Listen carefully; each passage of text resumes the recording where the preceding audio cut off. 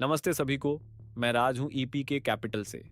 EP के capital में हमारी मूल दर्शन सरल लेकिन गहराई से महत्वपूर्ण है। हम पीढ़ियों के लिए धन का निर्माण करते हैं। आज मैं एक आर्थिक शक्ति के बारे में बात करना चाहता हूं जो दुनिया भर में हर एक परिवार, हर एक व्यवसाय और हर एक पोर्टफोलियो को प्रभावित करती है। यह एक शांत निरंतर शक्ति है जो हमारे दैनिक जीवन के पीछे काम करती है और मैं इसे अदृश्य चोर कहना पसंद करता हूं। मैं महंगाई की बात कर रहा हूं। अपने जीवन के बारे में सोचिए।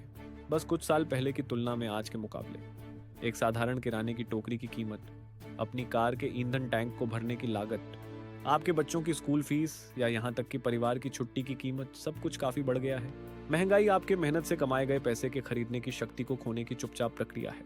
यदि आपकी संपत्ति केवल एक पारंपरिक बैंक बचत खाते या मानक निश्चित जमा में बैठी है तो यह सुरक्षित लग सकता है, लेकिन वास्तव में वह पैसा आपके लिए भविष्य में वास्तव में क्या खरीद सकता है उसके संदर्भ में सिकुड़ रहा है। पीढ़ियों तक चलने वाली संपत्ति बनाने के लिए हमें केवल बचत नहीं करनी है, हमें सुरक्षा भी करनी होगी। और इस अदृश्य चोर के खिलाफ सबसे समय परीक्षित, ऐतिहासिक रूप से सिद्ध ढालों में से एक संपत्ति वर्ग है जिसे कई आधुनिक निवेशक अनदेखा करते हैं। वस्तुएं।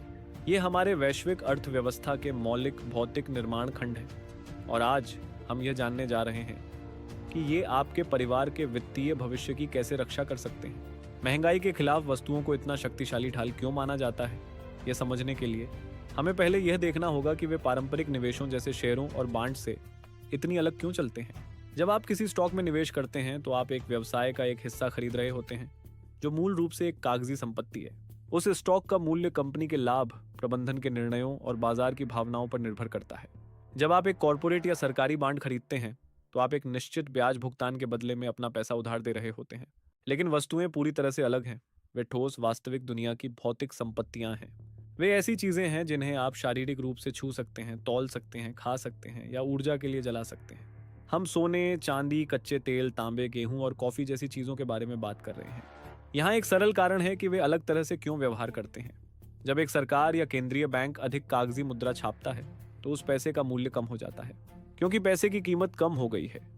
इसलिए वास्तविक दुनिया की भौतिक वस्तुओं की समान मात्रा खरीदने के लिए स्वाभाविक रूप से अधिक कागज के नोटों की आवश्यकता होती है।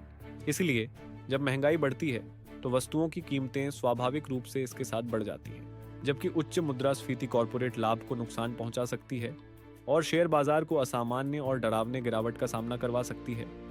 सामान्यतः वस्तुएं इसलिए फलती फूलती हैं क्योंकि उनका मूल्य वास्तविक दुनिया की कमी और दैनिक मानव उपयोगिता में निहित होता है, केवल आर्थिक आशावाद में नहीं। आइए हम सबसे प्रसिद्ध सार्वभौमिक रूप से विश्वसनीय वस्तु जो कि सोना है से शुरू करें। वैश्विक स्तर पर सोने को हजारों वर्षों से अंतिम सुरक्षित आश्रय के रूप में मान्यता प्राप्त है। जब भू राजनीतिक तनाव बढ़ते हैं, जब वित्तीय प्रणाली हिलती है या जब प्रमुख मुद्राएं अपने आधार को खोने लगती है तो दुनिया भर के निवेशक स्वाभाविक रूप से सोने की ओर दौड़ते हैं। लेकिन यहाँ भारत में हमारे सोने के साथ संबंध वित्तीय चार्ट और आंकड़ों से कहीं अधिक गहरा है।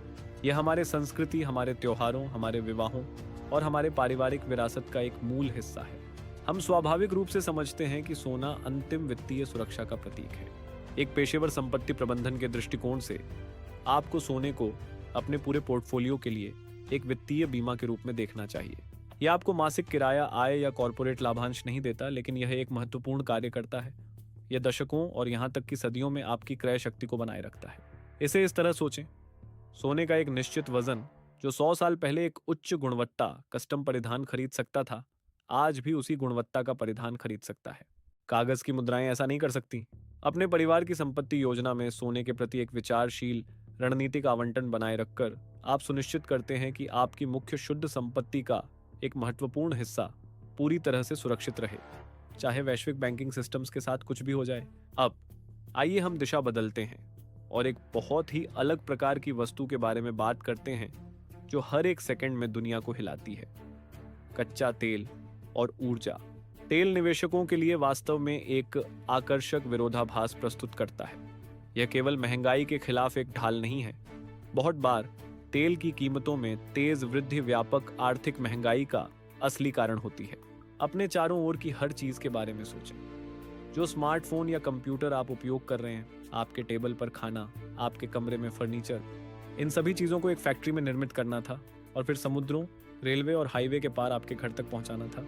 उस प्रक्रिया के हर एक चरण के लिए एक विशाल मात्रा में ऊर्जा की आवश्यकता होती है, जो मुख्य रूप से कच्चे तेल और प्राकृतिक गैस द्वारा संचालित होती है।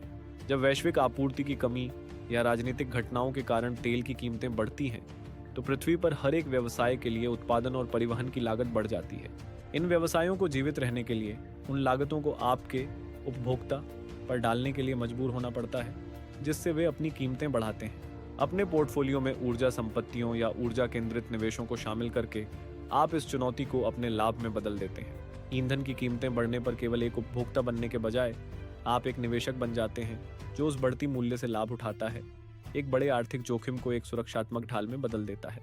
सोने और तेल के परे एक पूरी दुनिया है जिसे मैं चुप्पी से लाभ कमाने वालों के रूप में बुलाता हूँ। ये औद्योगिक धातुएं हैं, जैसे तांबा और चांदी, साथ ही कृषि वस्तुएं। भारत जैसे तेजी से विकसित हो रहे अर्थव्यवस्था में वर्तमान में हो रहे विशाल संरचनात्मक परिवर्तनों के बारे में सोचें। हम विशाल बुनियादी ढांचा बना रहे हैं, राष्ट्रीय बिजली ग्रिड को अपग्रेड कर रहे हैं और हरी ऊर्जा और इलेक्ट्रिक वाहनों की ओर बढ़ रहे हैं। क्या आप जानते हैं कि एक इलेक्ट्रिक वाहन को पारंपरिक पेट्रोल या डीजल कार की तुलना में 4 गुना अधिक तांबे की आवश्यकता होती है? या कि उन विशाल सौर पैनल फार्मों को बिजली को कुशलता से संचालित करने के लिए हजारों किलोग्राम चांदी की आवश्यकता होती है। इसका मतलब है कि जैसे जैसे दुनिया आधुनिक होती जा रही है, इन भौतिक धातुओं की मौलिक मांग तेजी से बढ़ रही है। कृषि वस्तुओं जैसे गेहूं और कॉफी पर वही तर्क लागू होता है। चाहे शेयर बाजार में कुछ भी हो रहा हो, वैश्विक जनसंख्या को अभी भी खाना और जीना है। ये वस्तुएं एक वास्तविक नकारात्मक उपयोगिता रखती हैं, जिनके बिना मानवता नहीं रह सकती। जब महंगाई धातुओं की खनन या कृषि भूमि की लागत को बढ़ाती है, तो इन वस्तुओं की बाजार कीमतें स्वाभाविक रूप से ऊपर की ओर समायोजित होती हैं। ये एक विविध पोर्टफोलियो के भीतर एक शांत, लचीले विकास के इंजन के रूप में कार्य करती है, आपकी संपत्ति को वास्तविक दुनिया की आवश्यकता से जोड़ती है। एक ऐसे व्यक्ति के रूप में जिसने परिवारों के लिए धन प्रबंधन में 20 से अधिक वर्ष बिताए हैं, यह मेरी पूर्ण जिम्मेदारी है कि मैं आपको एक संपूर्ण, ईमानदार और संतुलित तस्वीर प्रदान करूं। कमोडिटीज में निवेश करना आसान धन की ओर एक तरफा रास्ता नहीं है, और यह निश्चित रूप से अपने अनोखे नियमों और जोखिमों के साथ आता है। यह हमारी आवश्यक वास्तविकता जांच है। पहले, जैसा कि मैंने पहले उल्लेख किया, कमोडिटीज जैविक आय उत्पन्न नहीं करती हैं। एक तिजोरी में सोने की एक बार या तांबे का एक अनुबंध कभी भी आपको तिमाही लाभांश चेक नहीं भेजेगा या आपके खाते में मासिक किराया जमा नहीं करेगा। इसका मूल्य पूरी तरह से इस पर निर्भर करता है कि कोई और इसे खुले बाजार में खरीदने के लिए कितना भुगतान करने को तैयार है। दूसरे, वस्तु बाजारों में अल्पकालिक में अत्यधिक उतार चढ़ाव हो सकता है। कीमतें अचानक मौसम में बदलाव, अप्रत्याशित राजनीतिक व्यापार युद्धों या सरकारी नीतियों में तेज बदलाव जैसे अप्रत्याशित घटनाओं के आधार पर तेजी से बदल सकती हैं।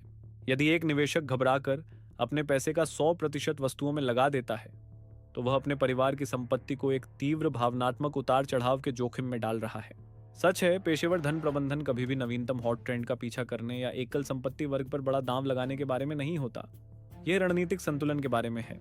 कमोडिटीज को एक स्थिरता देने वाले एंकर के रूप में देखा जाना चाहिए, एक सुरक्षात्मक परत जो आपके स्टॉक्स, बॉन्ड्स और रियल एस्टेट के साथ पूरी सामंजस्य में काम करती है। तो आगे बढ़ने के लिए आपका कार्यात्मक ब्लूप्रिंट क्या है? आप वास्तव में अपनी निवेश रणनीति में वस्तुओं को सुरक्षित रूप से कैसे शामिल करते हैं, बिना अपने गद्दे के नीचे सोने की भौतिक बार रखने या अपने गैरेज में तेल के बैरल रखने के? भाग्यवश आधुनिक वित्तीय बाजार हमें इसे करने के लिए अविश्वसनीय रूप से सुरक्षित, तरल और सुविधाजनक तरीके प्रदान करते हैं। आप कम लागत वाले कमोडिटी एक्सचेंज ट्रेडेड फंड्स, जिन्हें ETF के रूप में जाना जाता है, के माध्यम से निवेश कर सकते हैं, जो इन सामग्रियों की कीमतों को डिजिटल रूप से ट्रैक करते हैं और जिन्हें तुरंत खरीदा या बेचा जा सकता है। भारत में विशेष रूप से सोने के लिए सॉवरेन गोल्ड बॉन्ड एक असाधारण उपकरण है। ये आपको सोने की सटीक मूल्य वृद्धि देते हैं, साथ ही सरकार से एक सुनिश्चित वार्षिक ब्याज भुगतान, बिना किसी भंडारण की चिंता या शुद्धता के मुद्दों के। आज मैं आपको जो मुख्य संदेश देना चाहता हूँ वह यह है कि अपने वर्तमान निवेशों पर ध्यान से नजर डालें और अपने आप से एक गंभीर सवाल पूछें। यदि अगले 5 से 10 वर्षों तक महंगाई उच्च बनी रहती है, तो क्या आपके परिवार की संपत्ति वास्तव में सुरक्षित है? एक लचीला, बहुपीढ़ीय पोर्टफोलियो के लिए ऐसे संपत्तियों का एक विचारशील मिश्रण आवश्यक है जो विभिन्न आर्थिक मौसमों में जीवित रह सकें।